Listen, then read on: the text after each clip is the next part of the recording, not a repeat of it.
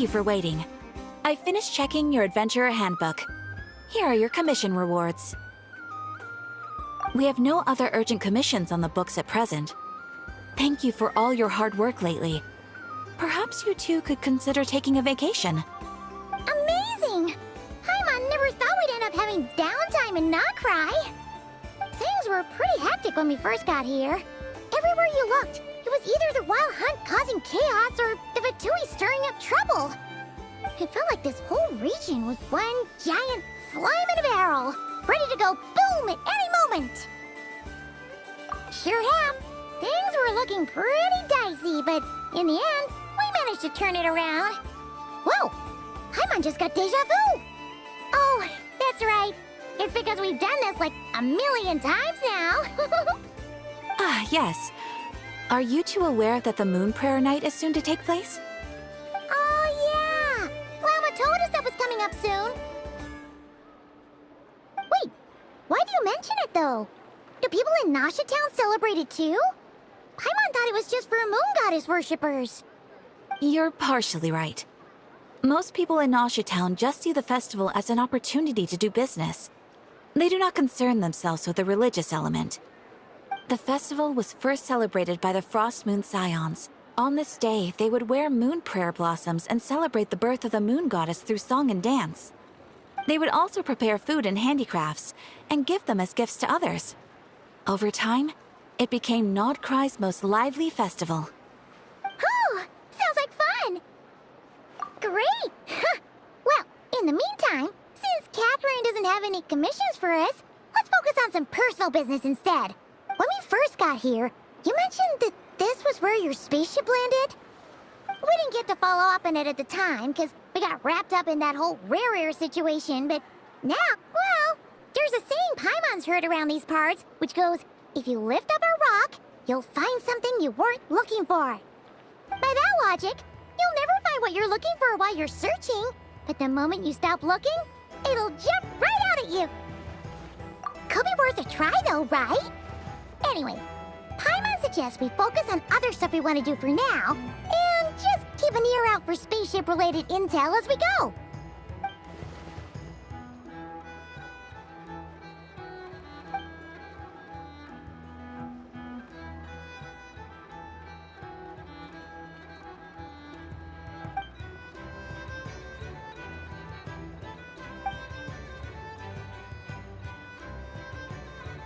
What's wrong? You look super serious all of a sudden. Huh? Paimon gets why you'd be concerned about Columbina, but what does the doctor have to do with anything? Oh, that's true. And now that you mention it, we're definitely overdue for a showdown with the Fatui. It is weird that he hasn't shown himself this whole time. What could he be up to? True. Paimon would much rather deal with Marionette anyway. She says the meanest things, but when it comes down to it, she doesn't seem like a bad person. Maybe it's the pressure of being a Fatus? Especially as a Harbinger. Does she feel like she's gotta act tough to keep up appearances or something? But then, every time we headed out with Rarier, she always wound up having to repair Polonia and her other robots. That's gotta sting. Losing face always hurts more for people who care a lot about their image. She's probably still furious about it. What? Relax! She's not even here! Huh? What's the matter? Oh, nothing, nothing! Sorry, we'll be on our way now. Where are we again? Oh yeah, Columbina? Right, yeah, let's go!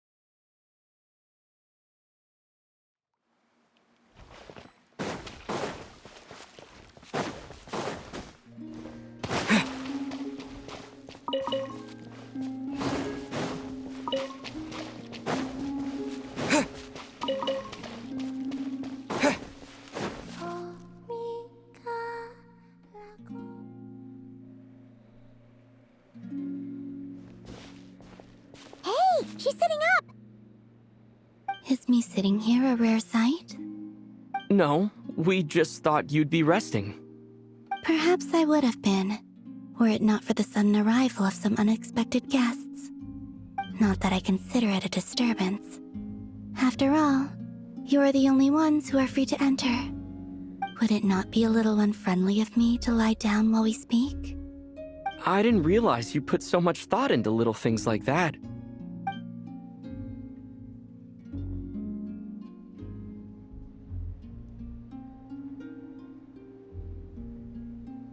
Only sometimes.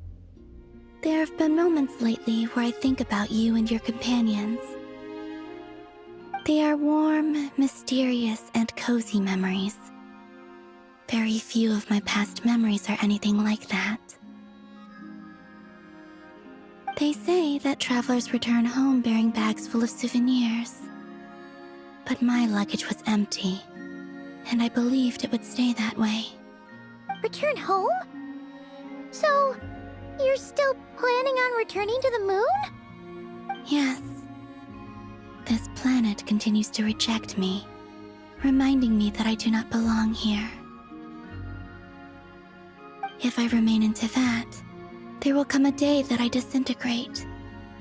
And I don't mean reduced to dust or turned into food for the flowers. I mean, I will cease to exist entirely. Alright then. Well, we're sure gonna miss you. But it sounds like we'll have to say goodbye. How do you intend to return? The moon prayer night is soon to arrive. On that day, the moon will be closest to Devat. The Kuvaki in this land will reach its peak at that time. I merely need to grasp the tide, and with relatively little effort. Oh, Paimon gets it! It'll work like a slingshot! You make it sound like she's gonna get blasted up to the moon. If I did that, I suspect I would crash into the false sky. I will be using a much gentler approach. But I do like the analogy. It's fun. You see? She gets Paimon's sense of humor. In the blink of an eye, the time has come to part ways. It does feel that way, doesn't it? Time seems to fly fastest when you are enjoying it. I have always thought of myself as a wanderer on this earth, and it has never expressed any desire to keep me here. Yet, just as I plan to depart, it tugs at my arm.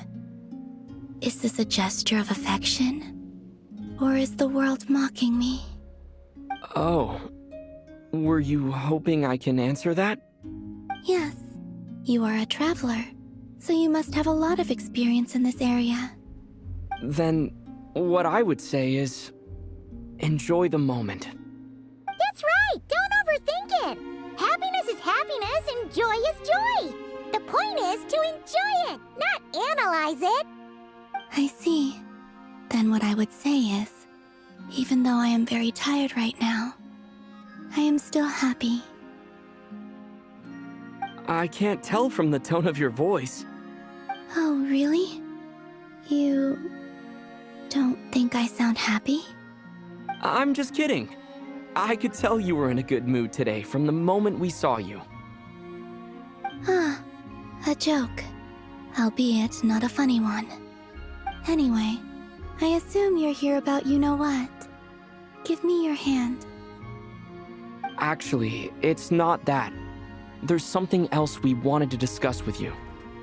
Oh, then, do you still want to give me your hand? Or not? Sure.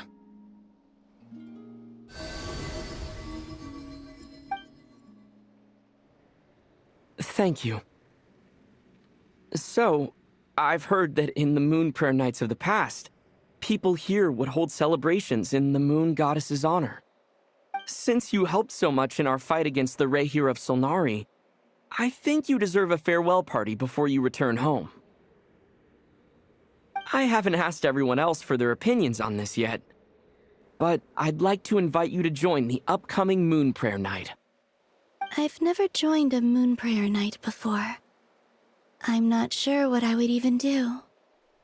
Oh, don't worry about that. We take care of everything. All you'd need to do is show up. Of course, there's no need to force it if you're not feeling strong enough. It's just, this kind of felt like a golden opportunity. But they call me Kutar, and the Fatui have an arrest warrant out for me. I shouldn't appear in public right now. I'll make it work. You have my word. Yeah, we got your back. Well, he does. Paimon's actually not too sure what he's planning. All right, if you're sure. I will not refuse your invitation. I suppose it wouldn't hurt to pack a few more sights from this world into my suitcase before finally learning what my homeland looks like. Oh, if you see Lauma, please tell her that my answer to the question she asked me is neither yes nor no. Rather, it is, there is no need. That was kind of cryptic, but sure. Guess it's between the two of you. We'll pass along the message. Bye for now.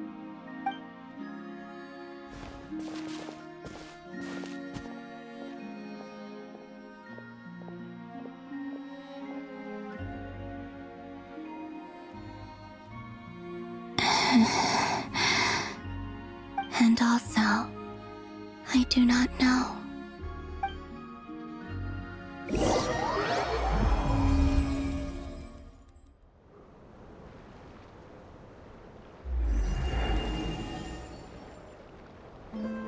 Since she's agreed to join the festival, let's go see who else wants to take part.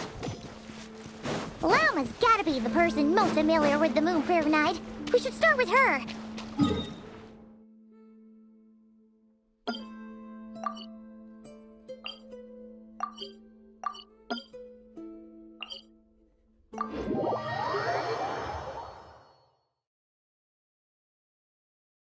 Also, what exactly is your plan to keep her safe? Not sure yet. I'll figure something out. What? Are you serious? And Paimon even gave you her vote of confidence back there! When did you become so sneaky?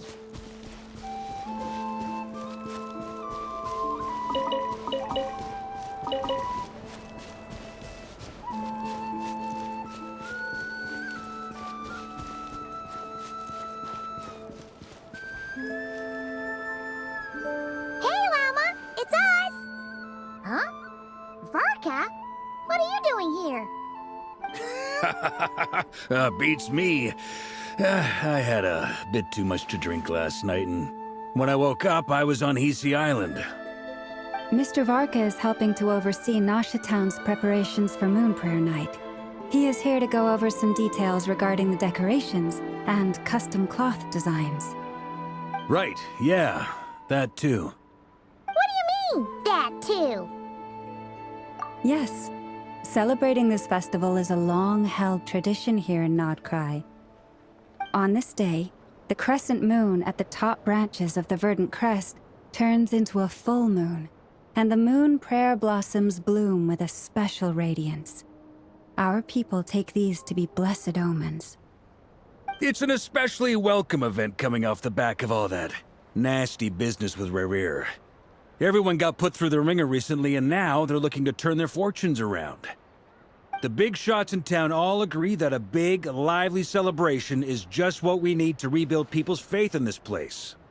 No wonder Catherine said the people weren't so bothered about the religious element. That's right. It's become more of a local custom by this point.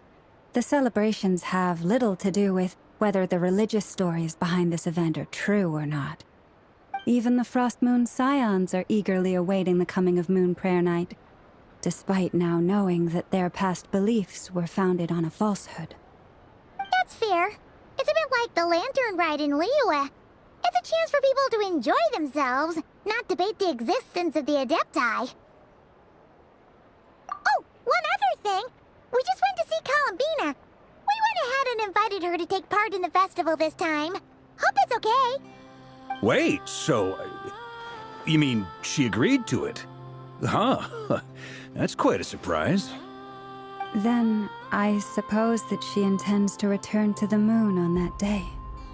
Oh, yeah! It's kind of a complicated process, but basically, it's like a slingshot. I understand. In truth, I had a feeling that she might make such a decision. Well, if Kuthar has decided to participate in the festival, we should prepare accordingly. Yeah, exactly. She was saying how it could be risky for her to show her face in public. We were wondering if there was any way we could hide her. Unfortunately, the people who carved the statues did an excellent job of capturing her likeness. It will be very challenging to hide a goddess whose face everyone is so familiar with. Darn! We may have bitten off more than we can chew here. Nah, don't sweat the small stuff. We can handle that. Huh? Are you saying you have a plan? Not as such, no, but the most important thing with a festival is to keep the mood light and your spirits up. You can't go preparing for a festival with those long faces. You'll never convince anyone to enjoy themselves. The Mondstatter spirit is strong with this one. As it happens, I agree with Mr. Varka. Let's start by making our appreciation for Kuthar the beating heart of the festive atmosphere. And who knows? Once we get the ball rolling, perhaps everything will just fall into place. Hey! Did you catch that? Llama said the thing! Or close enough, at least.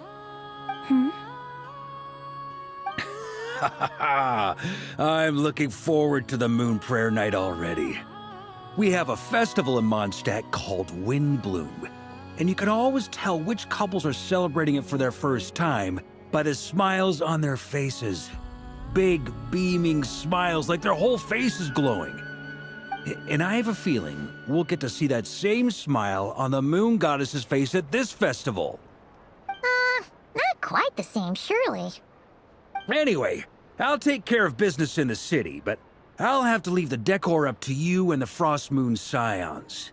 No one else can capture that traditional aesthetic quite like you guys. But lastly, there's the final key element that brings the festival to life. Companionship. Before you leave, let me show you something that we've been preparing. Mr. Varka had asked to see it already, so you may as well tag along. Also, I have some further questions about Kuthar's decision.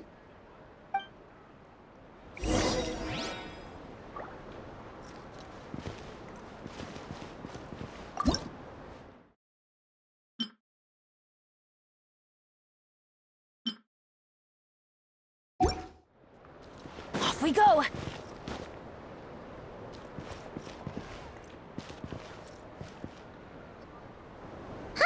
What's this? They sure look like they're having fun. I believe so. Kuhenki seem very skilled at playing drums like these, although I'm not sure where they learned it from. Maybe it's an innate talent? In their eyes, they're probably just playing with toys.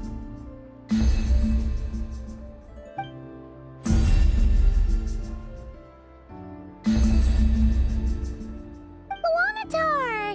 You want to play too?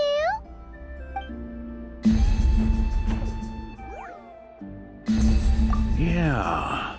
She looks more confused than anything. Maybe we can teach her next time if we get the chance.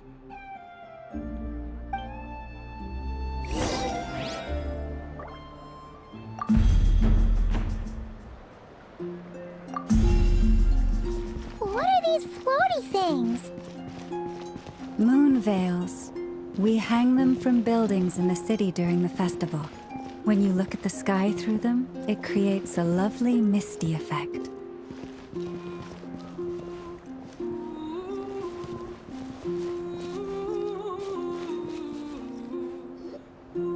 Everyone seems hard at work. They are preparing items for Moon Prayer Night. For instance, the sculpture being made over here, Mr. Varka and I were just finalizing the details of where it will be placed. Ah, there she is. I didn't know the finished article would be so large. Not to worry, though. All the necessary arrangements have been made. Just let me know once it's ready, and I'll get some people to ship it over. You have my thanks. And over here, we are preparing a very traditional confection. Oh, look at all these colors! It looks great! Can Paimon try one? Of course. I have a feeling you'll like it a lot. You bet! Sweets and treats are Paimon's favorite! If you included those in the Feast of the Moon, I bet Paimon would have joined the Frost Moon Scions by now. There will also be verdant crests like this present in Nasha Town during the festival. The timing of Moon Prayer Night is not completely set in advance.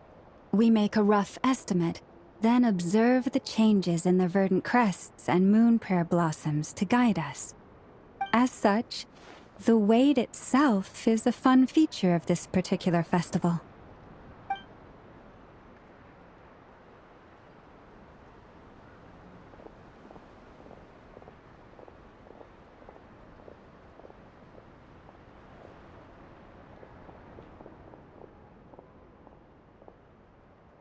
Let's talk here.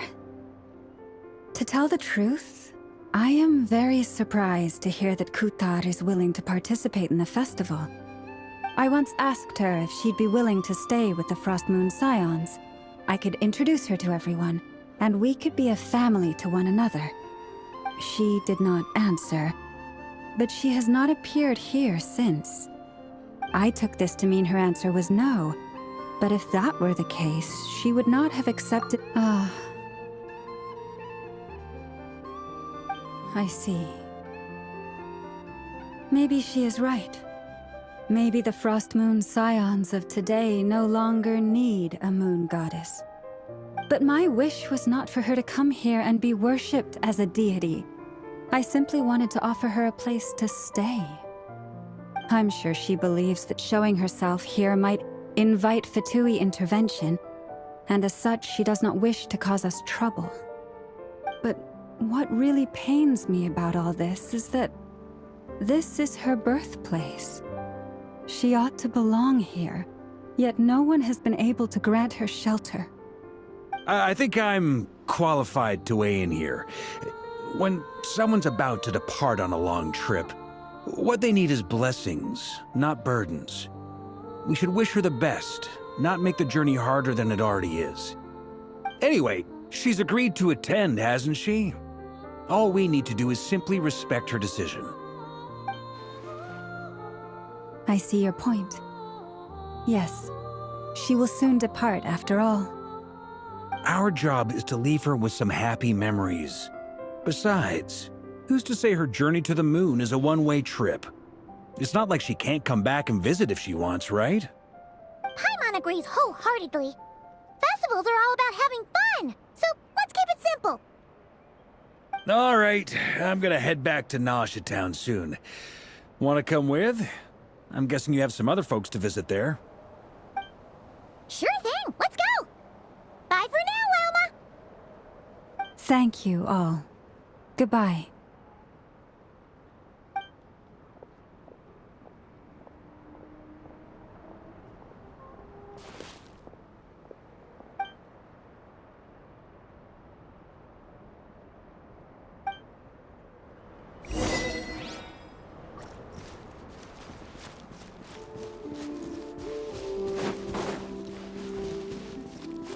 Adventure time!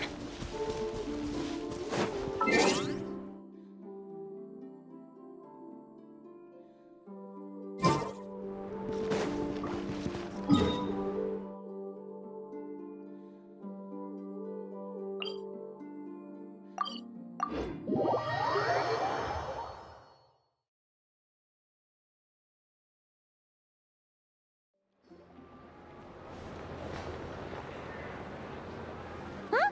Hey, over there! It's Duran and Albedo with Flints! What could they be chatting about?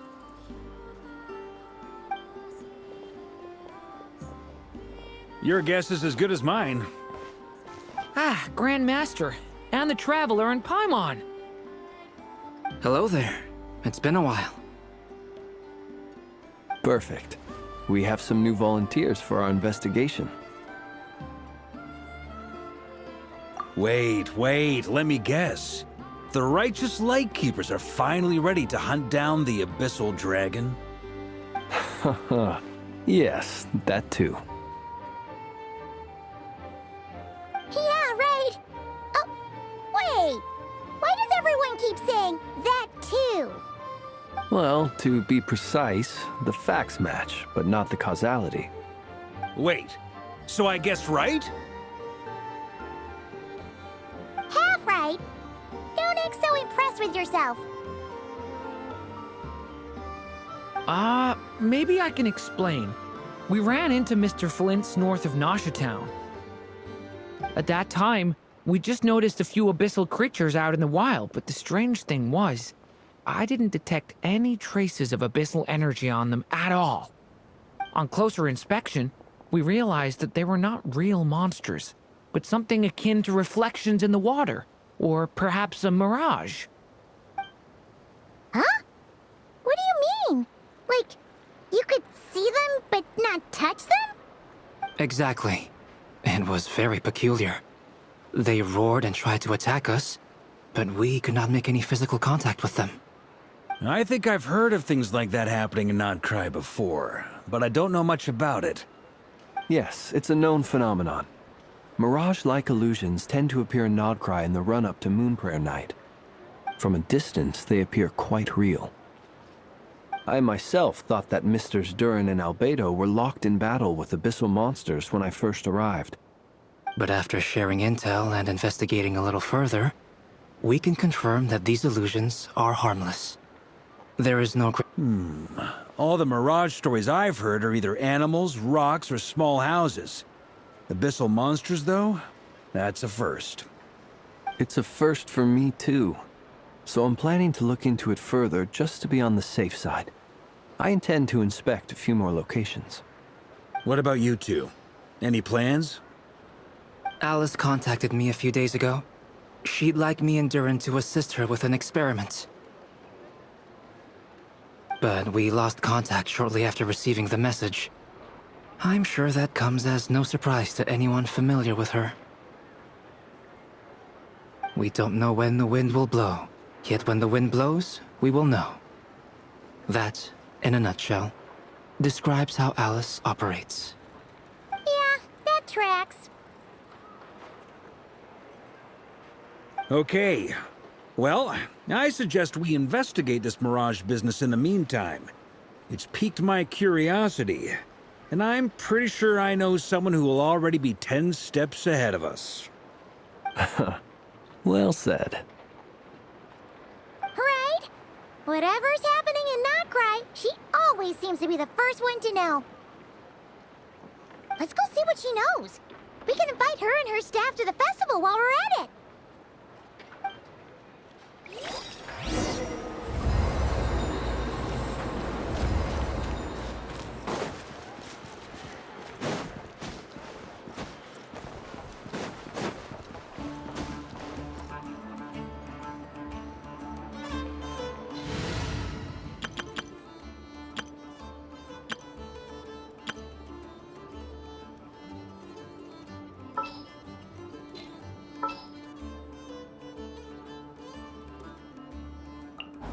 My experiment will succeed. I know. Present.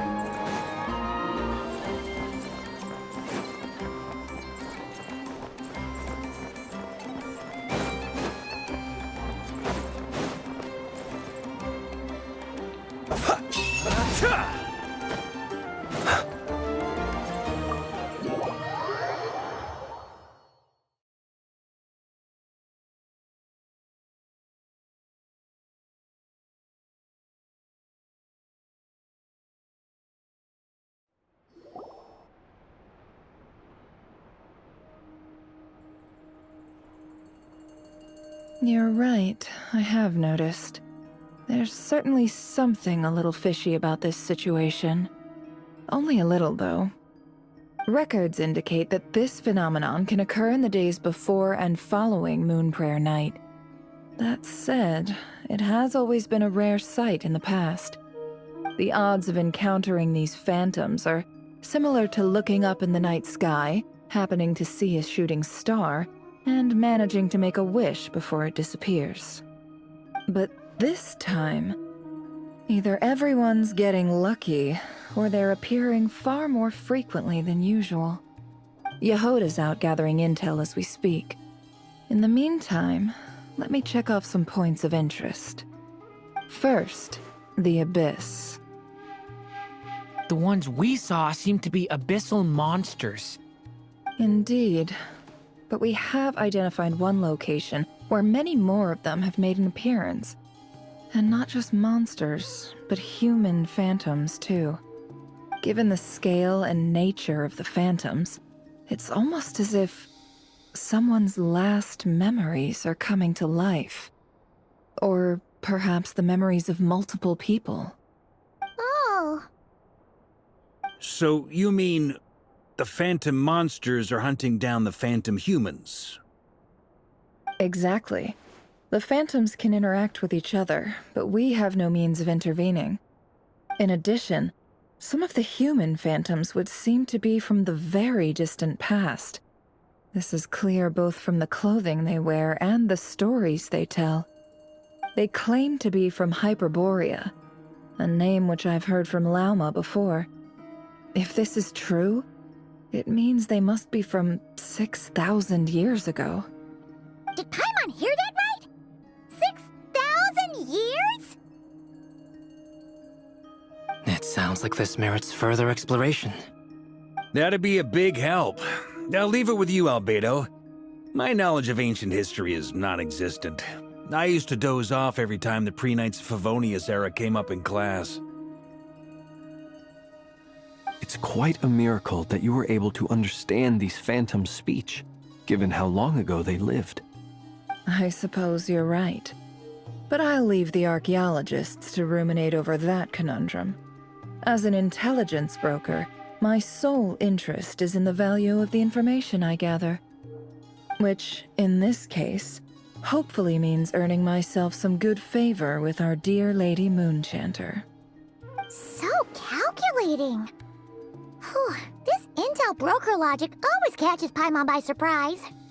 Sounds to me like we could split the work up. I think the abyssal phenomenon is best left to Albedo, Flints, and me. Agreed. It coincides with my duty as a lightkeeper. For my part, I'd like to understand the Abyss better. Even a little knowledge would go a long way. This is certainly a rare opportunity to study the Abyss. But even rarer, perhaps, is the chance to make contact with the Ancients. The Curatorium will take the lead on investigating the Hyperboreans. We put in the work to learn what we know so far. It seems only fair that we get some quantity of exclusive intel. That just leaves our trusty team of 2 unassigned. Since you became an honorary knight, of course.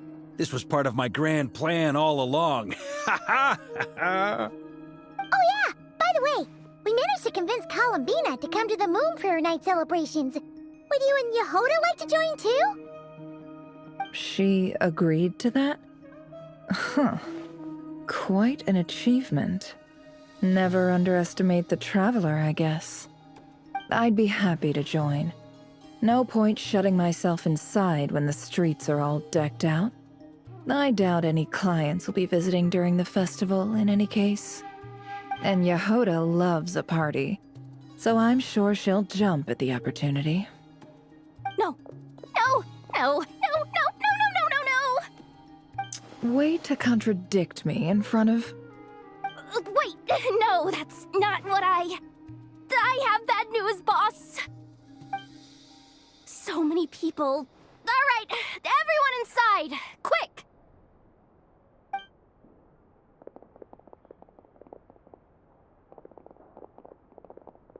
This is gonna sound crazy, but hear me out. I saw one of those phantoms at Star Sand Shoal, and it was some sort of flying ship. Like a spaceship? That's gotta be the one you came to Tibet in. You said you saw the same thing through the moon marrow, right? Huh? You already know about it? Ugh, I thought I was gonna blow people's minds. Turns out I'm the last to find out. Wait. Back up. You came here in a spaceship? Now my mind is blown! What's it like on the inside? Was it like flying through space? I want to know everything! Yep, exactly. Huge discovery. You're the best, second best intel broker in the world. After your boss, of course. Wow. Really? Well, I don't know if I'm all that, but... I guess that decides where we're heading next. Come on, don't look at me like that. I know the spaceship doesn't have anything to do with me, but you don't want to leave me as the only one twiddling my thumbs, do you? Please? Fair enough. You can tag along. In that case, let's meet back here to discuss our findings once we're done. I wish everyone a productive investigation. You too.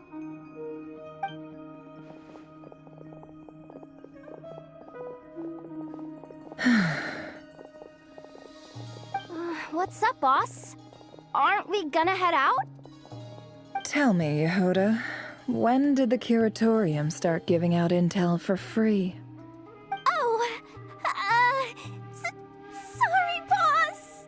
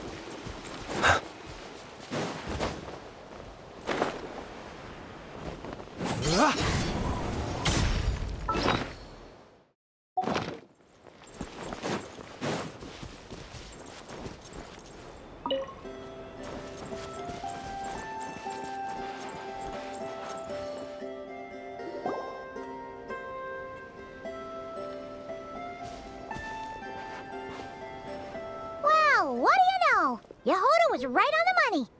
This phantom really is your spaceship. But that's so weird. Why would it show up here? Is it some kind of projection? Or a ghost? Like, maybe it no longer exists. But Ah, you're already here. Miss Lauma, what a surprise. I thought you were busy with festival preparations. I was, until one of our people informed me that a strange sight had appeared at Star Sand Shoal. No one's ever seen something quite like this before. I thought I should see it for myself. same here. Oh, so we heard that these things appear around the festival period. Any idea why that is? Unfortunately not. We have very limited information about them, since they can't be interacted with. And no human phantoms have ever made an appearance before now. The most we've been able to deduce is that these sightings appear to be connected to the increase in Kuvaki energy around this time. Yeah, seems like that's all we can do. This is all so confusing. Allow me to lend you a hand.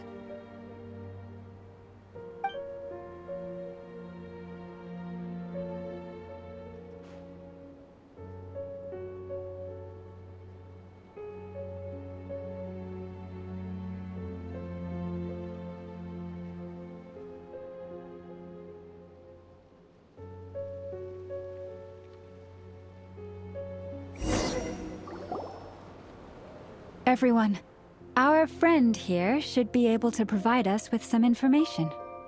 Is that a phantom rhymehorn deer? I've heard about how the Frost Moon Scions live in harmony with the animals and can even communicate with them. That's coming in handy now, for sure. Okay. Yes, I understand. Then how about this?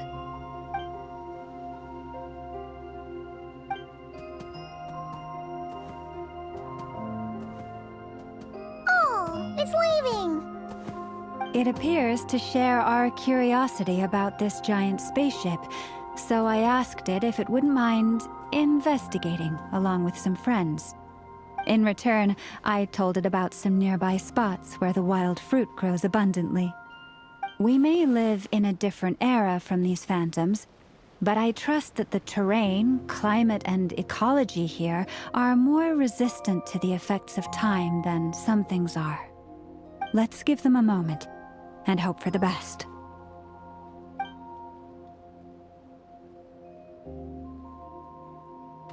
All back together?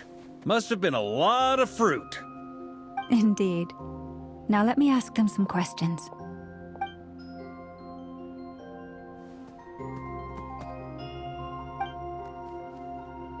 It did find a lot of wild fruit, enough for them to feast for a long while. This puffin circled in the air several times, but didn't spot anything out of the ordinary. Certainly nothing to do with the spaceship. Huh. Well, it definitely makes sense to get a bird's eye view. Indeed. Other than that, I was also thinking that the world these phantoms see is also different from ours.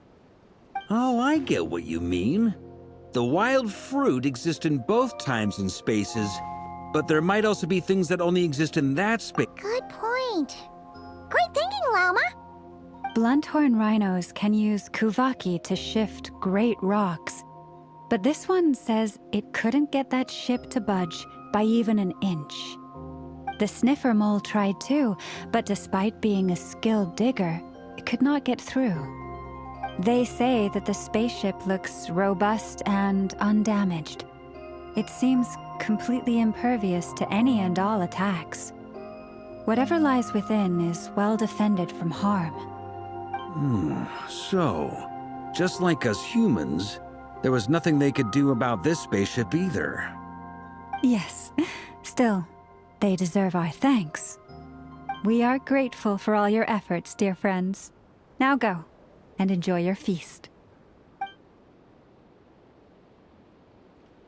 I've noticed some other human phantoms gathered nearby. Come on, let's go talk to them.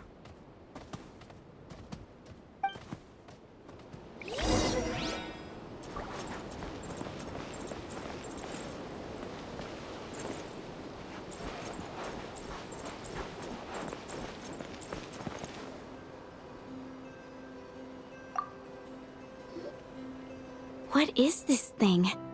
I've never seen it move, and there's no way to get inside. Goodness knows. My grandpa says it's been sitting here at least since his grandpa was still alive. What about his grandpa? Did he say anything to your grandpa's grandpa about it? Huh? I don't know. In all likelihood, it was here back then too. Hard to imagine something this huge could move. Guess that means that as far as they're concerned, this ship's been around a long time.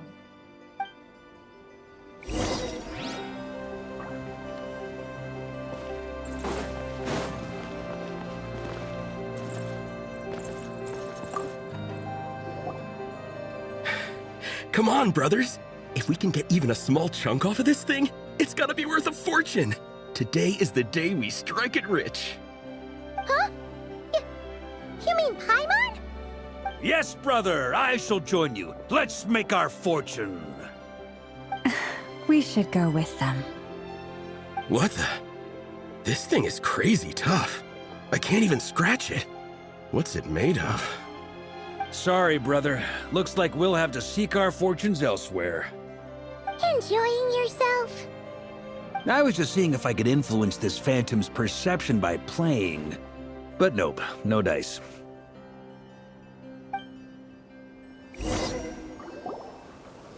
I'm sure we're all starting to build up an idea of what's going on here now that we've spoken to some of the people. These phantoms are reenacting real historical events in Nodcry.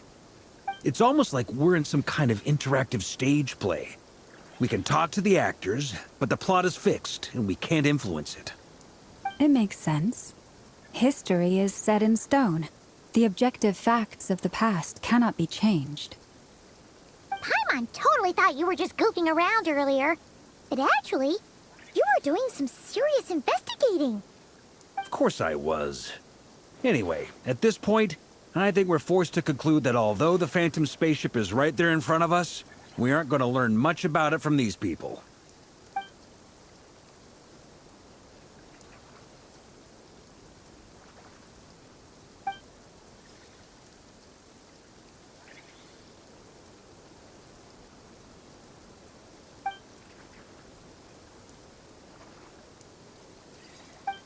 Don't be discouraged. If nothing else, this is proof of the ship's existence. And think about it. So many people tried to hack their way inside, but no one could get the door open. It's made of very tough material. To me, that says that we'll either find the ship itself or the story behind it. It's just a matter... Huh. Every now and then, when Varka gets serious, he actually does seem like Grandmaster material for once. I wonder how the others are doing. Let's head back for now. Sounds good. Also, drinks are on me if Team Knights of Favonius is the first to finish. Wait, we have a team name now? Am I in Team Knights of Favonius as well? You're very welcome to join. We've even got a cathedral ready for you. Isn't that technically blasphemy? You wouldn't dare make a joke like that if Barbados was in earshot. Nah, I'm sure Barbados doesn't mind a little harmless blasphemy once in a while.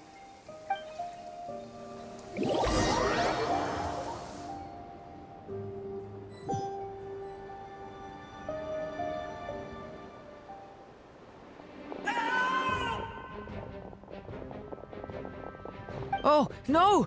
Get away! Oh.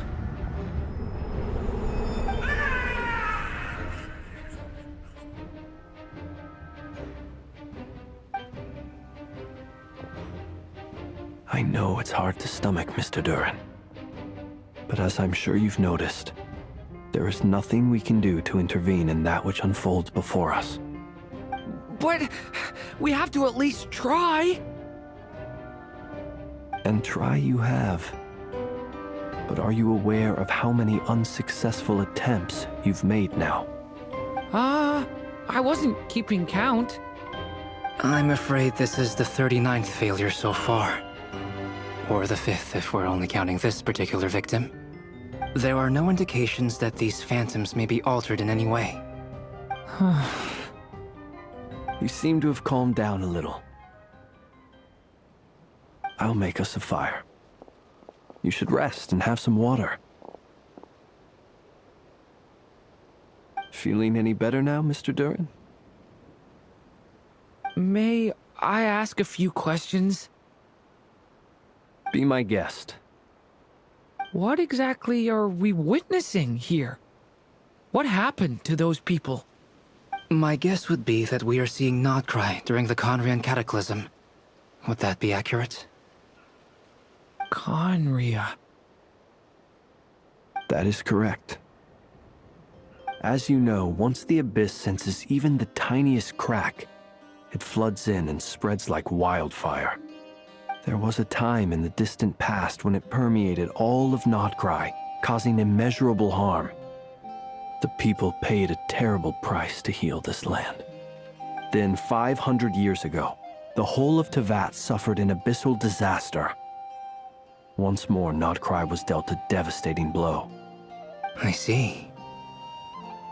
In the face of the abyssal onslaught, all were like grains of sand tossed around by a tidal wave. Be they human, fae, or god. The moment you witnessed is but one drop in a whole ocean of catastrophe. All right. I guess that answers my second question, too. I wanted to know why there's nothing I could do to help them, and that's because what we are seeing is history. That would be my guess as well. As I understand it, history and fate are not all that dissimilar. The latter may be unseen to us, but both are immutable. Yes. Fate was determined long, long ago. I still have a couple of other questions for you, Mr. Flint's. You mentioned more than one abyssal disaster that has struck this land in the past. How can you be sure that what we're seeing is from the Conrian incident? And also, how are you able to stay so calm when you're talking about these events? From everything I know about you, you're not cold or ruthless, and you're not indifferent to the suffering of others.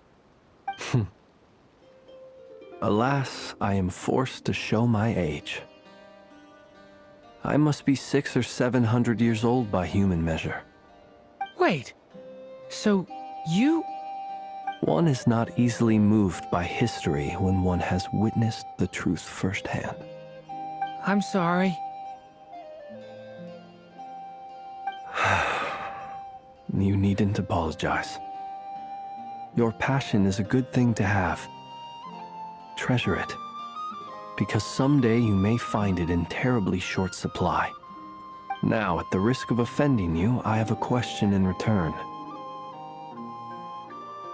Your curiosity toward the Abyss, is it born from hatred or because you sense its call?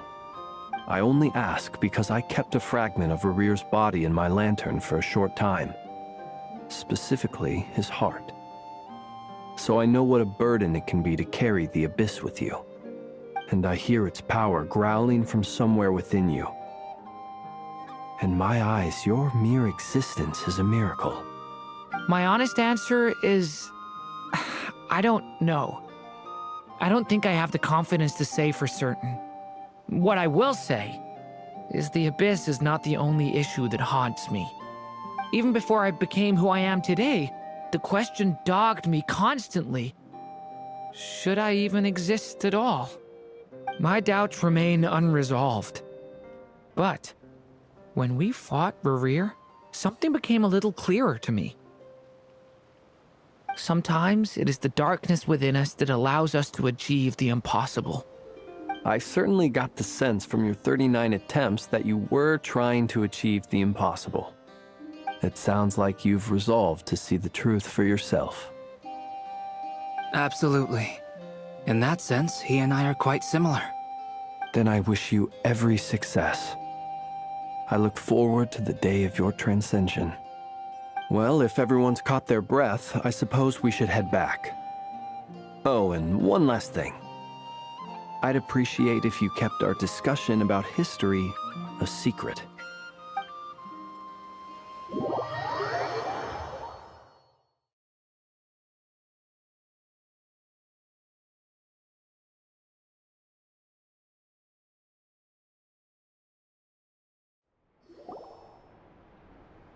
Incredibly, our separate investigations led us all to the same conclusion. Hooray for consensus! Yeah, but we barely learned anything, though. I totally thought this would be the mother lode. Talking with the ancients? I mean, come on! But nope. All we got was useless snippets of conversation. And all this stuff about moons and hyperopia. What a load of baloney. Seems like people back then had a few screws loose. I understand your frustration. We found the same issue. Each phantom only showed a very brief moment in time. There isn't much value to be found in these miscellaneous fragments of a civilization's history, no matter how glorious it may have been. If there's a silver lining, it's that these phantoms are harmless to the present reality. They shouldn't get in the way of the festivities. Paimon agrees.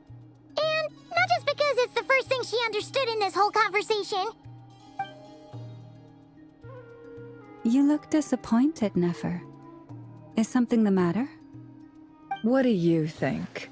We all worked our tails off, but the only one to gain anything from it was you, Lady Moonjanter. Well, please do share the Hyperborean records with me. I will gladly inscribe them in our people's documents. Oh, duh! Yeah! That was it! Hyperborea! Hyperborea. I'm serious. Only an expert in the Frostmoon Scions and their history can turn these records into valuable research material. The alternative is to let them gather dust on the Curatorium's storage shelves until the pages turn yellow. Nefer, you're wise enough to know that cooperating and sharing the profits is the best course of action here. Well, that goes without saying. Sure, let's do that. Huh? But didn't you say we aren't supposed to give out intel for free? Sorry. Shutting up. Now is not a good time to push Nefer's buttons. Anyway, back to Moon Prayer Night. I'm thinking that we should prepare something a little special, aside from the usual decorations and so on. You mean a parting gift? Can't go wrong with food. Although, does food go bad on the moon? Perhaps a lantern would be a better choice. It might be dark up there. It could prove difficult to light a lantern on the moon. Magical stones might serve that purpose better. What about a clockwork mecha model from Fontaine? I've got a whole bunch at home. I use them for fighting practice in my free time. None of these sound like things she would be even remotely interested in. But we don't interact with her enough to know what she likes. Yeah. It would really save us the guesswork if someone could find out what she's into. Wait, what the? Traveler? They're all looking at you. Great! Haha, problem solved. Now, I need to stop by Dory's. Gonna need her help sourcing a bunch of stuff for the festival. Then let's leave it there for now. We all have our own business to attend to. Traveler, if you find out what Kutar likes, let us know right away.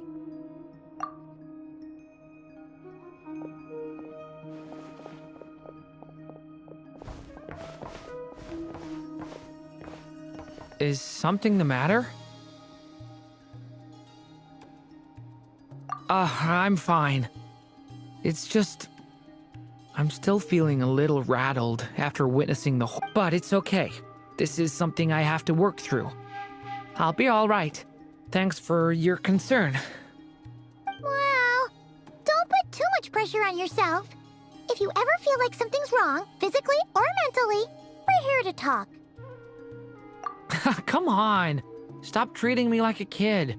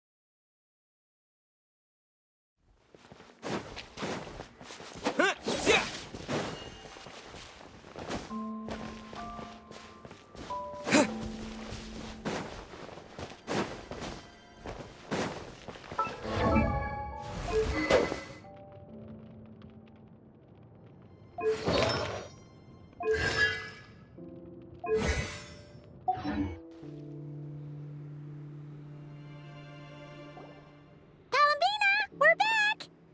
Huh? She's not here.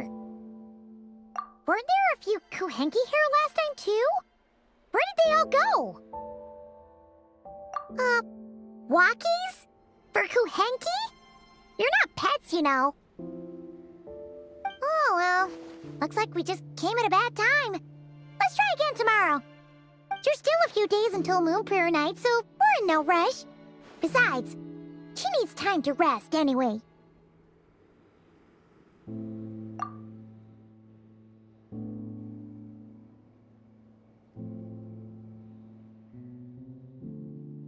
Columbina! Are you back yet? Oh, how strange. Look, right? It's not like her to spend so much time outside. Especially since she's worried about attracting unwanted attention. What about Luonatar? Luonatar, you there? Hey! Do you know where Columbina went? Sorry, didn't understand. But if you know where she is, could you take us to her?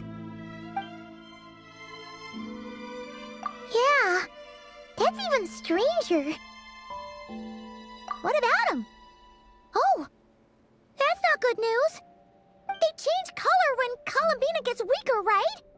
And they look super pale right now. Good idea. She might know what's happening.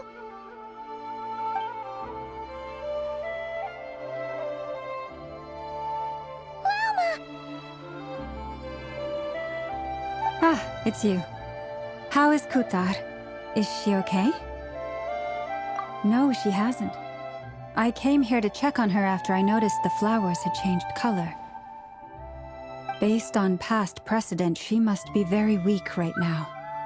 Even getting up to walk would be a struggle. It seems unlikely that she wandered off outside. Not to mention that she doesn't do that at the best of times either. So yeah, this is super weird. No. Very few people are in the know about Kutar's whereabouts. And if anyone suspicious had visited, they'd have left some sort of evidence. Come on, let's go to Nasha Town. If anyone has seen her, someone there will know about it. It's not Cry's information hub after all. Makes sense. Let's go!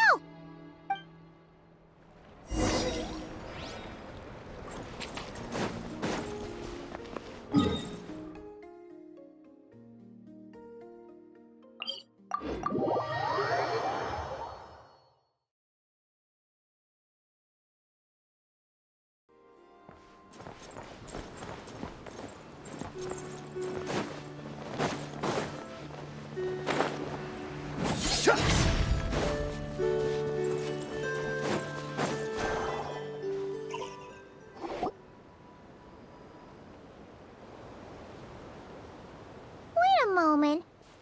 Is it just Paimon, or is this stall kind of suspicious?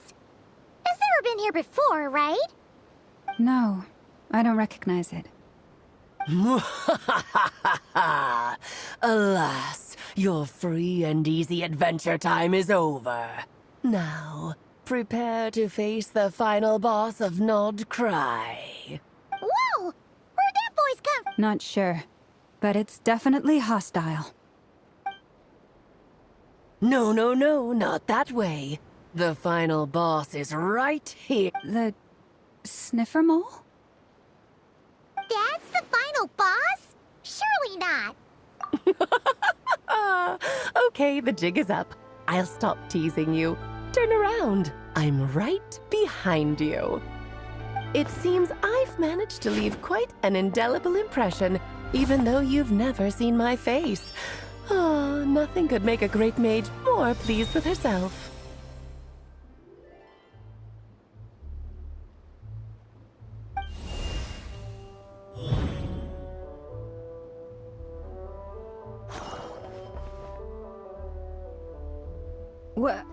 What is going on?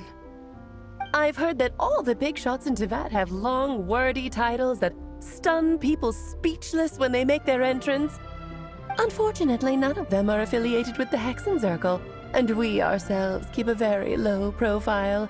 The notorious name-dropping doesn't quite work for us. Still, I, for one, think I'm really quite amazing.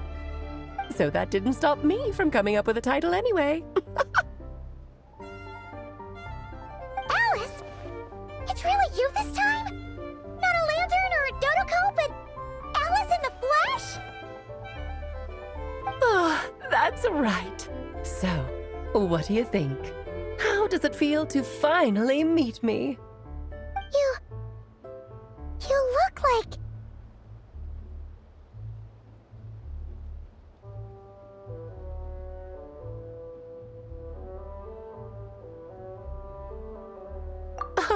What is that supposed to mean, I'm the mother of Klee, Tevat's #1 cutie.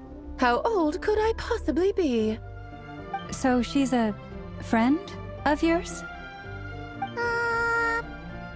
Kind of. This is actually the first time we've seen her in person. I see. Madam Mage, that was, quite a powerful entrance.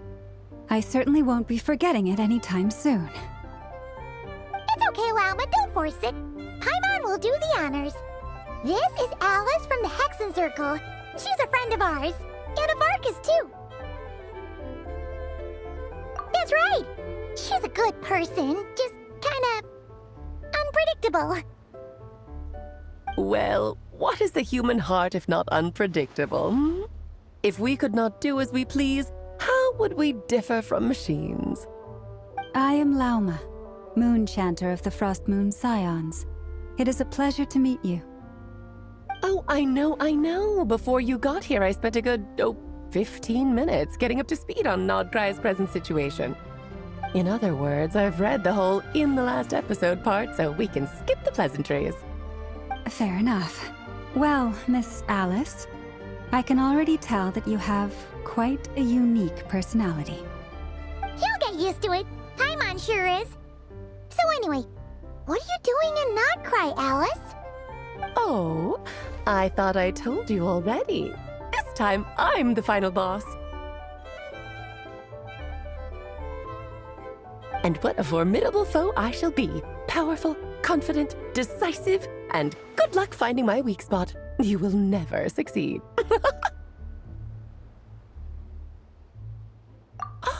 Oh, drat! My one weakness, and you found it in an instant. Fate has been dealt a devastating blow. Thus falls the great Dodo King. Why are you playing along with this nonsense? For funsies, of course. What's wrong, Paimon? Are you disappointed in me? Am I a gigantic letdown? No, it's just... you seem like a busy lady. And this is the one time you've shown up in person. Paimon figured it would be for something more high stakes than just goofing around. You're quite right. I'm here in Nodcry because something big happened. Something big enough it caught the attention of the Hexen Circle.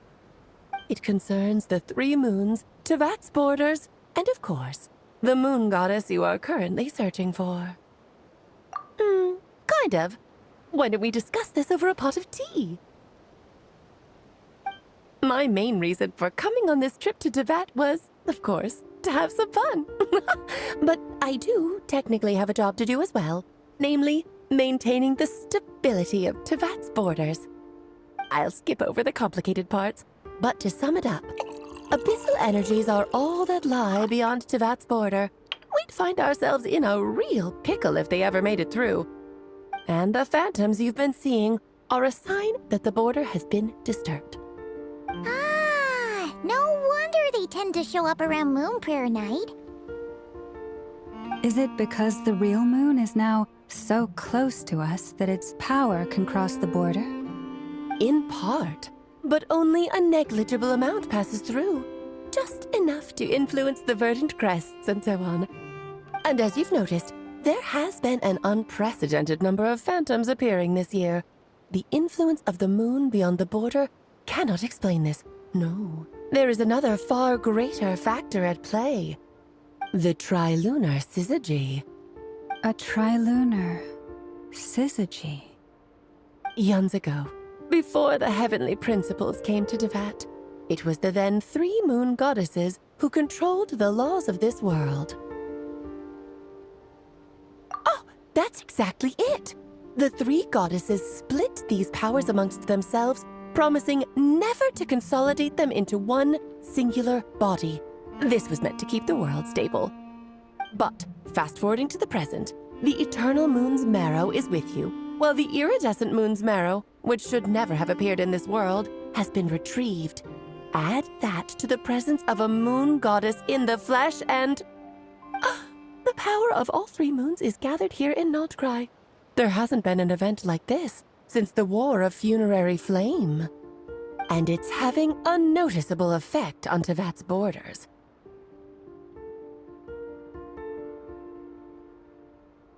Because I wish to give my darling daughter a peaceful, sunny environment to grow up in. Is that a good enough reason?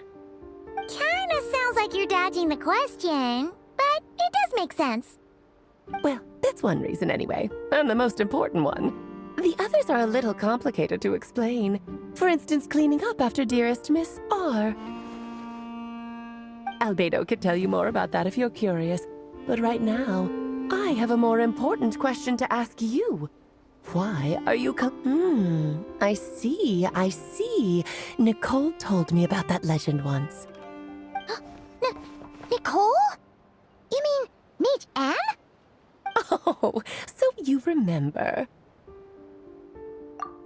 Yes, of course. That was a story about fate, her area of expertise. But back to the story of our dear moon goddess. I'm afraid her intended method of returning to the moon is unlikely to work anymore. What does that mean? She may be missing, but she hasn't gone anywhere. She has disappeared.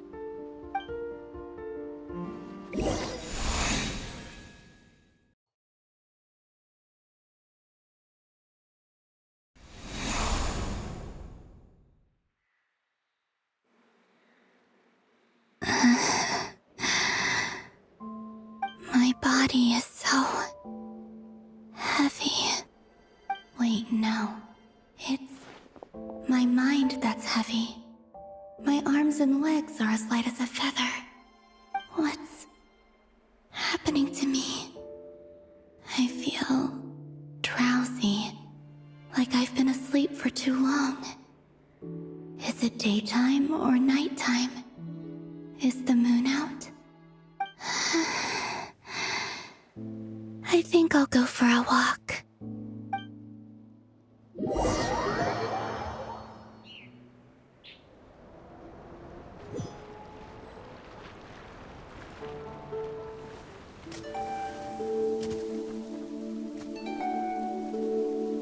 Are you out for a walk too?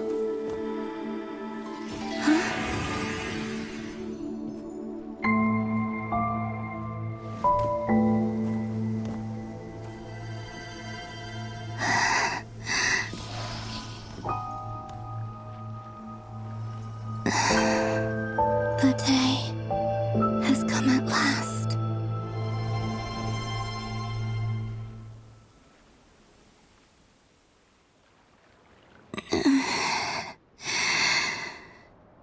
Have I grown so weak that I can't even sustain my physical form? But Moon Prayer Night is nearly here. I was so close to returning home. Death is near. Is this how it ends for me? Will I return to the moon after I disappear? Or... I don't want it to end like this.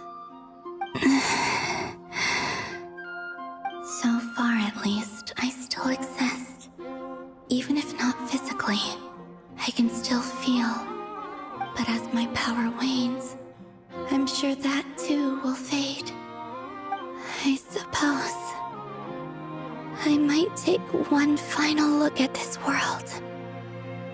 The world where I was born.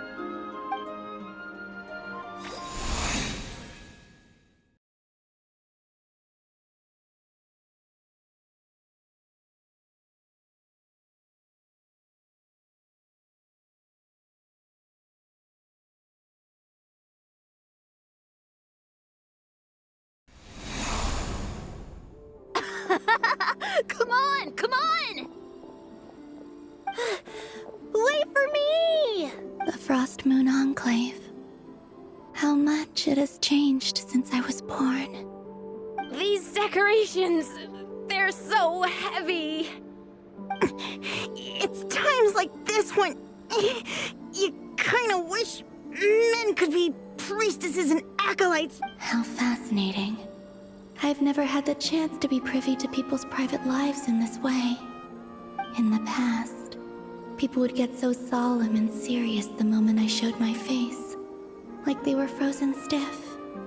Karina, Lametti, it's time to eat. Coming! I want to watch them a little longer.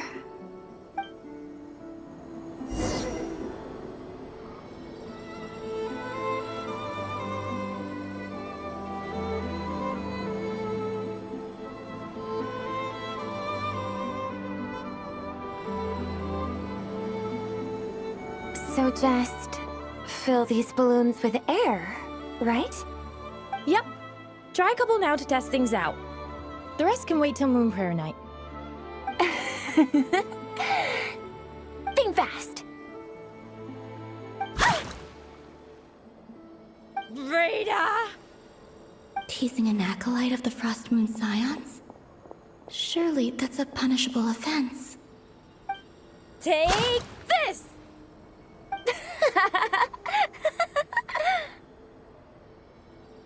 Huh? All right, enough horsing around. Lady Lauma gave us a task. We should get back to it. The task is just to check that the balloons don't leak, right? Doesn't matter if we fill them with air or water. Yeah. Okay, you got me there. And you got me there. But still, we can't use all the balloons before the festival even starts. We won't use all of them. And as long as Lady Lauma's trusted acolyte doesn't snitch, this can stay as a little secret between friends. A couple more can't do any harm, right? Oh, you menace.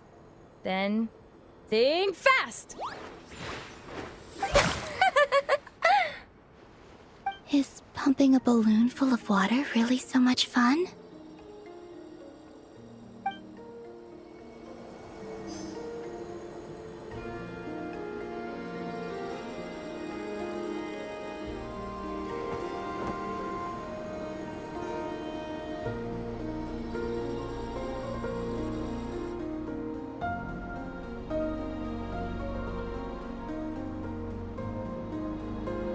I'm sure you're both tired from playing all day. Come on, eat up.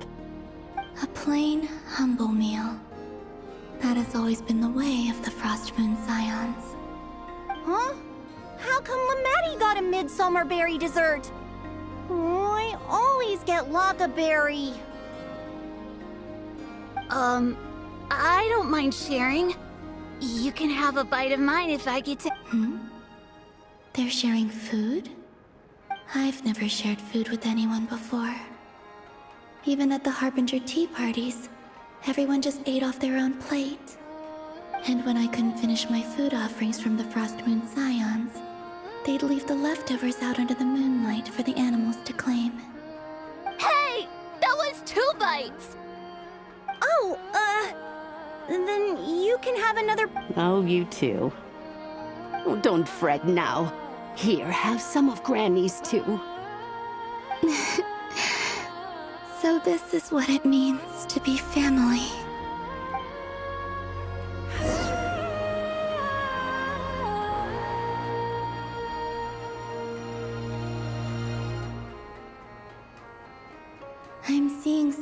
that I'd never usually get to see.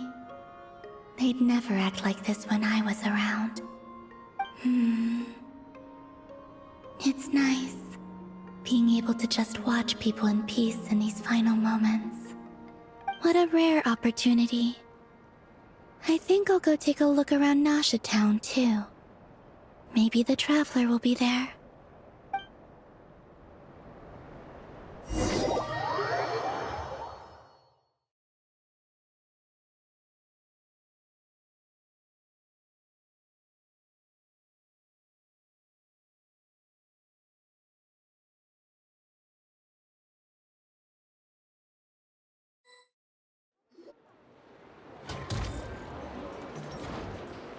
After the War of Funerary Flame, the Moon Goddesses were no longer recognized by Teyvat. They lost the whole foundation for their existence. That's why the Moon Goddess's strength is fading. She cannot withstand the world's rejection of her. To be more pedantic about it, the Moon Goddesses did something to offend the heavenly principles, and that's why they were ousted. Something of a recurring theme in Teyvat's history. Theoretically, speaking so candidly should put me in their crosshairs too, but they can't tell me what to do. I'll say whatever I want.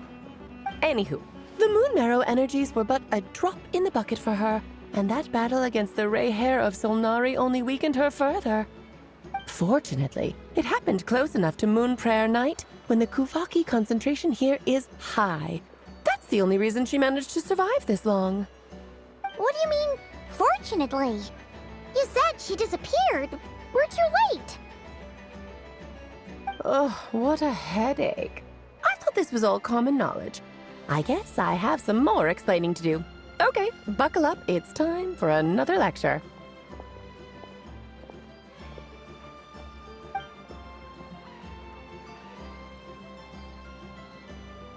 Now, I said earlier that the Moon Goddesses lost the foundation for their existence. The reason for that has to do with the natural order. Basically, the rationale for their existence in Teyvat was lost. The same logic applies to the present Moon Goddess, too. Consider her existence so far. Her comrades in the Fatui called her Damselette. And she was worshipped as Kutar by the Frost Moon Scions. But these connections have now been severed, whether by her hand or yours. So, the rationale that once sustained her existence is now gone. Wait, we did that to her? Oh, well, strictly speaking, yes. But let's not start pointing fingers, shall we? I'll only end up as the big bad villain, and that's not the kind of final boss I want to be. Of course I do. I'm only the greatest mage in the whole entire world. Now, if you wish to find your Moon Goddess, there are two problems we need to solve. Firstly, we'll need to strengthen the connection between her and Teyvat, at least enough to sustain her until Moon Prayer Night.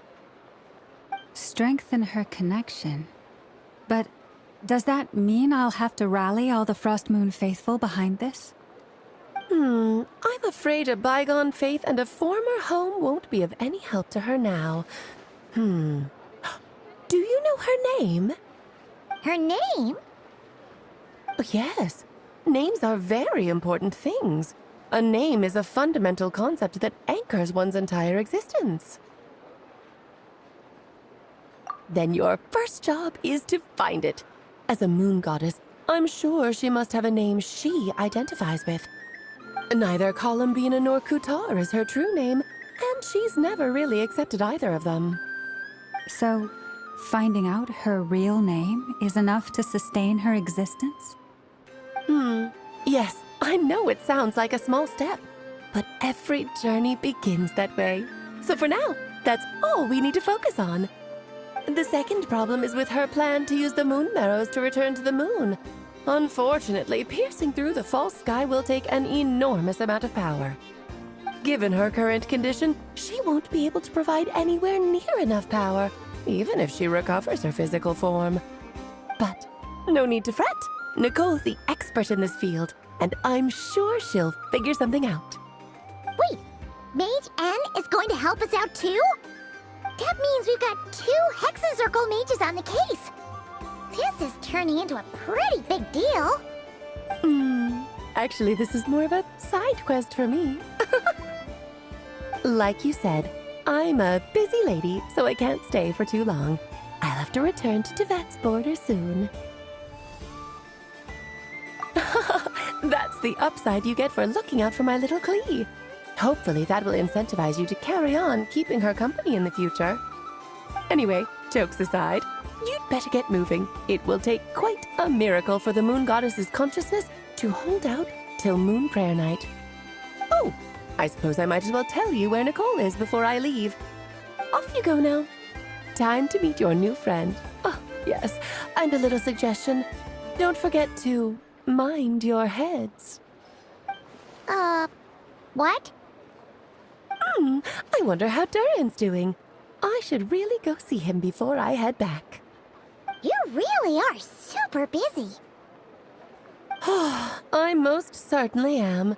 There's so many children I have to keep tabs on just in Mondstadt.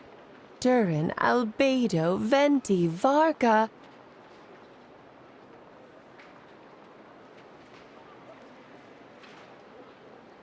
Klee didn't make the list, huh? Of course not. Klee is my pride and joy. I have no qualms about her, because she's the best child in the whole wide world. Yep. Klee's a little angel. I'm glad you agree. Well, all the best. See you when I see you.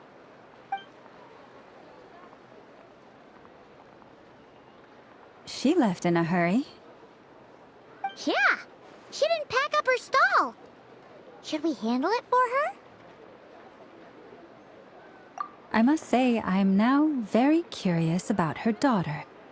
Klee, wasn't it? What's she like?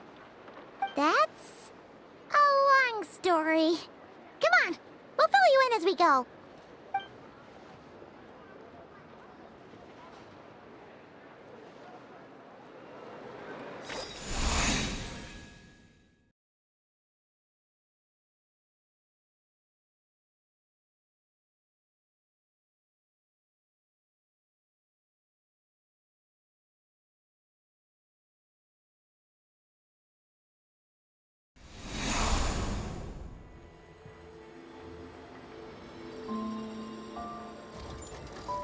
What a lively place. I've never experienced Nasha Town like this before. Hey, you old geezer! Your hammer's rusted through! Who are you calling old geezer? Are they quarreling? I'm looking right at him! You've really gone downhill since giving your daughter free rein in the workshop. Can you even swing a hammer anymore? It shouldn't take you days just to fix a single chair! You might as well use that hammer to massage my back for all the good it's doing. Don't run your mouth, or you'll get a back massage that'll put you in bed for the rest of your life. Look, the materials haven't arrived yet, all right? You know how busy it gets in the days before moon prayer night. I'll bet you send all the materials to your little princess. Blood's always thicker than water, huh? All right, you've made your point, Uncle Koski. As soon as the materials arrive, fixing your chair will be the #1 priority. And Dad, if you've got time to chat, why don't you lend me a hand, See? Lolka knows what the score is. I guess they're friends. But the way they spoke to each other was so ugly. Then again, it wouldn't be the first time I've seen something like this. Columbina! Sing outside my door in the middle of the night one more time, and I'll unscrew your vocal cords. You hear me? Oh, Sandrone. So that was her way of trying to be friends with me. What a pity. I won't get the chance to say any ugly things in reply.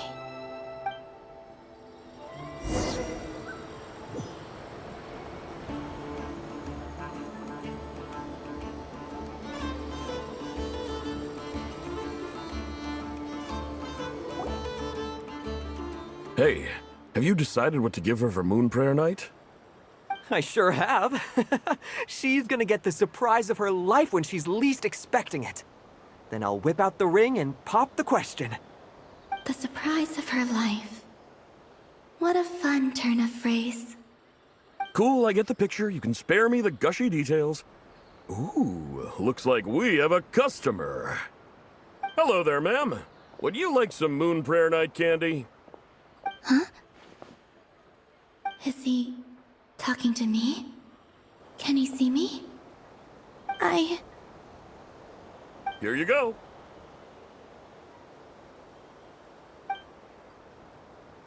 Oh.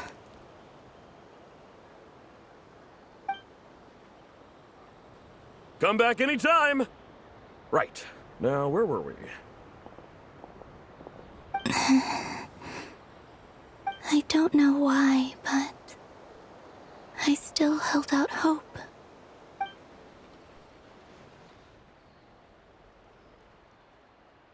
The most important thing right now is to find that mage. This name thing seems super important too, but where do we even start looking? I'd better go pay the Fatui a visit.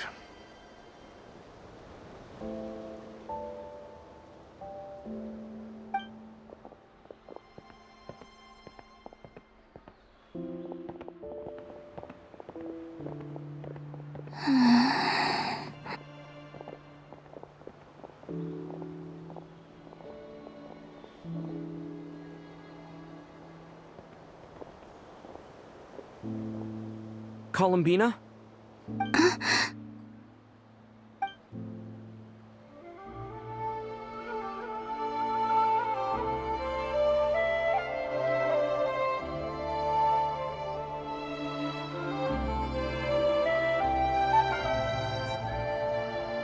Traveler? Let's go! This is no time to be spacing out!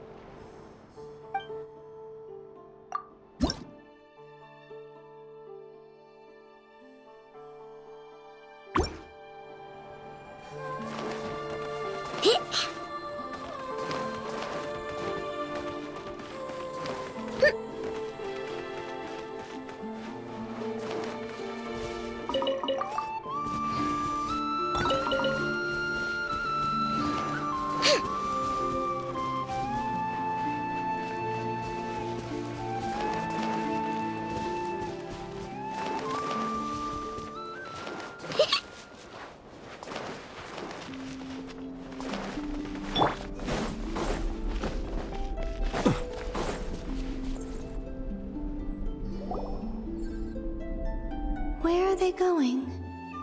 They mentioned a mage and... a name? So, Mr. Varka, are you acquainted with this Nicole? Or should I call her Mage N? Not really. We've never met, though she has come up in conversation. From what I've gathered, Alice kinda took Nicole under her wing. Taught her how to speak in a more ladylike fashion, that kind of thing. Huh. Hard to imagine Alice as an etiquette coach. Yeah, Alice is a larger-than-life personality, I'll give you that. But then again, that's why she's able to draw such an eclectic mix of people into her inner circle. If I remember correctly, being an interesting person is actually one of her main entry requirements. So, if you ever wanted to join the Hexenzirkel, I'm sure you'd both be eligible to apply. Hey! Don't go around making promises on Alice's behalf. I wouldn't dare. I'm just trying to paint a picture of the Hexenzirkel for you. Okay, sure. Anyway, since none of us have ever met Nicole, how are we supposed to find her? We can't just go up to every woman in sight and ask, "Hey, are you Nicole?" Maybe something she's wearing will give it away? Like, a windbloom pinned to her chest or something. Wait a minute. Alice never said Nicole was from Mondstadt. Oh, true.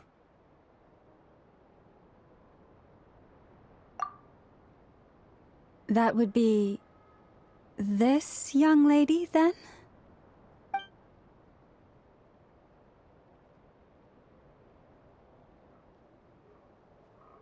Hey there! Sorry to disturb you, but are you Miss Nicole? Varka, Knight of Boreas of the Knights of Favonius. Alice might have mentioned me before. If we got the wrong person? Sorry. Well, this is awkward. When I shook my head, I meant, no, Alice hasn't mentioned you before. Huh? Where is this voice coming from? My apologies. For certain reasons, I am unable to speak. This is the only way I can communicate with you. It might take some getting used to, but I hope you can understand. Hey, it's fine. I'm more shocked by the fact that Alice never speaks about me. I mean, As for you two, we have crossed paths twice before, but it is nonetheless a pleasure to finally meet you. It's really you! Thanks for all— You're quite welcome. This time, things are different. We have reached the... Now then, allow me to formally introduce myself. My name is... No, stop! Alice! I can't believe it! I had a whole speech prepared. I'd agonized over every single word. She always picks the worst moments to ruin other people's plans. I'm so sorry about that. Alice took the liberty of devising some bespoke self-introduction magic for each member of the Hexenzirkel. But I could have sworn I deleted all of the triggering conditions for it. How did it bypass everything? Oh gosh, this is so embarrassing. This is a very different side of Nicole than what we're used to. Is she not used to face-to-face interactions? Don't worry about it. You've seen that introduction magic once already, so it wasn't too much of a shock. Please go on, Miss Nicole. We'd love to hear what you have to say, or, well, communicate. Huh? Are they talking to this lady? But... Will you all promise to forget that horrendously embarrassing introduction? sorry, embarrassing. When?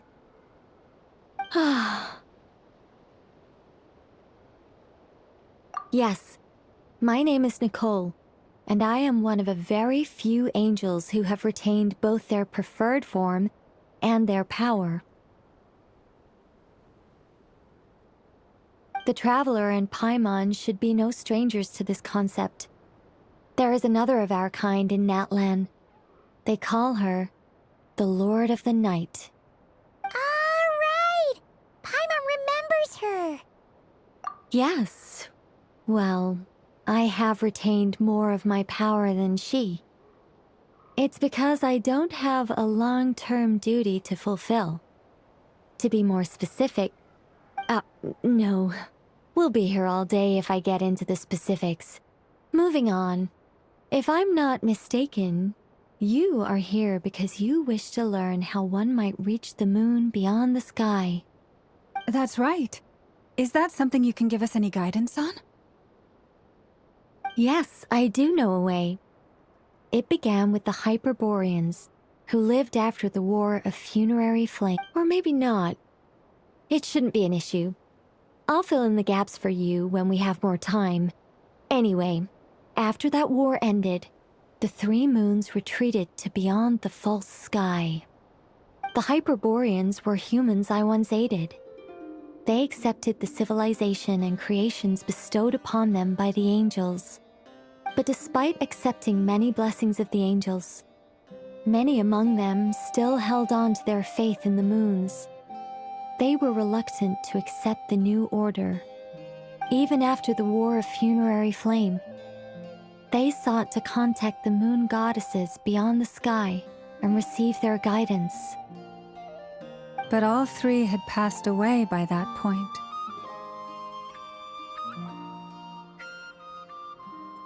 This mage has a unique method of communicating. Is she talking about the moons? Yes, but they did not know. And so, still they prayed for the moon goddess's mercy.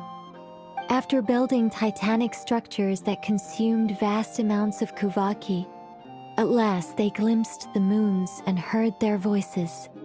But of course, they were gravely disappointed, for it was then that they realized the three moon goddesses were dead. Oh, that's such a sad story. It is. Humanity was in a very sorry state at that time. The angels who had once aided them were gone, and the War of Funerary Flames had left them homeless and destitute. Just a second, I gotta ask. How relevant is all this history to the task at hand? Well, I mean, it's... Okay, it seems we've drifted into irrelevant narrative waters. It's been a while since I've had the chance to speak inside someone's head. As soon as I got started, I lost control and the words just flowed out like a waterfall. What I'm trying to say is... Right, yes, that's it. The fact that they bypassed the false sky and saw the true moons implies that they successfully built a connection between Tevat and the outside, which means, with enough Kuvaki and a sufficiently stable connection, it should be feasible to send one person over the border. Okay, so they built some kind of portal? Oh, yes. A portal. Yes. Is something wrong? You sound disappointed. I just didn't expect you to summarize it so well. It turns out I could have said all that in one word, if only I'd managed to think of it. No, please, it's fine. This is invaluable knowledge. I'll be sure to record and preserve everything in writing. Oh, really? Well, in that case, I suppose I could backtrack and add some more detail. I did gloss over a few things so far. Whoa, whoa, whoa, time out. Let's summarize what we've got first. The Hyperboreans were the last ones to use this method, right? So we somehow need to find whatever structure they built and make sure there's enough Kuvaki to power it up. Luckily, we have the moon marrow of both the eternal and iridescent moons, so we're all good for Kuvaki. Which means the key issue we need to focus on is finding the place. Am I right so far? Yes. Although I expect the structure is long gone by now. That said, what if we could take advantage of the phantoms to travel back to a time when it still existed? Well, travel back isn't quite accurate. It's more like we'd be creating a handshake between 2 points in space-time. We wouldn't even have to pick a time when it still existed. It could just be a time when it still appeared in phantom form via projection, or we could project our own phantoms, fold them together at... You look lost. Was that too hard to follow? Yeah, things got a little, technical there. Paimon's brain is reaching capacity. Alright, let me think about how to put this more simply. Okay, got it. Over the next few days, I'll search for phantoms that we can use. Once I find one that meets the criteria, I'll let you know and we'll regroup. By completing certain rituals, specific individuals will be able to enter the phantom and make it to the Hyperborean structure. If everything checks out, and it looks feasible, we'll just need to wait for Moon Prayer Night, and we can send the Moon Goddess back home. I'm really skimping on the detail. I think so. For now, we'll just wait to hear from you. Yes. Basically, yes. Great. Counting on you. In the meantime, we'll focus on finding the Moon Goddess's name. My name? Are they looking for a way to stop me from disappearing? Excuse me, Miss... Go on, Miss Nicole. This conversation was a little all over the place. I didn't catch your name. I am Lauma, of the Frost Moon Scions. Ah, I did wonder. I noticed that you listened very intently when I spoke about Hyperborea and the moon's history. If you'd be interested, I'd love to visit you this evening and go through it again in greater detail. Also, if you were serious about making a record, it would be too risky to simply write down the raw details as is. I would suggest some tweaks. Maybe rewrite the stories as fairy tales or fables, perhaps even prayers. Anyway, we can cross that bridge when we come to it. So, see you later then? Oh, and no need to prepare anything. Just a cup of tea will do. See ya! She seems friendly. It's just... It's so nice to find someone who's actually willing to listen. I've been dying for a chance to finally go through all this systematically from start to finish. Any longer and I'd probably start forgetting it. Now Paimon gets why Alice told us to mind our heads. Ha ha ha ha, what did I tell you? A lot of quirky people in Alice's orbit. Now then, the next order of business is, where do we start looking for the Moon Goddess's name? Maybe the rest of what Nicole has to say might give us some clues. Once I've heard her out, I'll summarize the salient points and share them with you all. I'm also inclined to review our other documents. Yes, our faith was first established by our Hyperborean ancestors, but many of the more factually accurate records are from after Kutar's birth. Sounds like we're gonna follow Kalabina's journey through Teyvat, huh? In that case, we'll start by heading to the Frost Moon Enclave. Sounds like a plan. Take this with you. I'll see about getting in touch with the Fatui. It'll probably just be Arlecchino and Sandroni again. They're the only ones who would want to help. Thank you, Mr. Varka. Ha ha ha ha, don't mention it. Honestly, I'm more comfortable dealing with the Fatui than prying into the details of a young lady's childhood. Catch you later. I should follow them, just in case there's some way that I can help.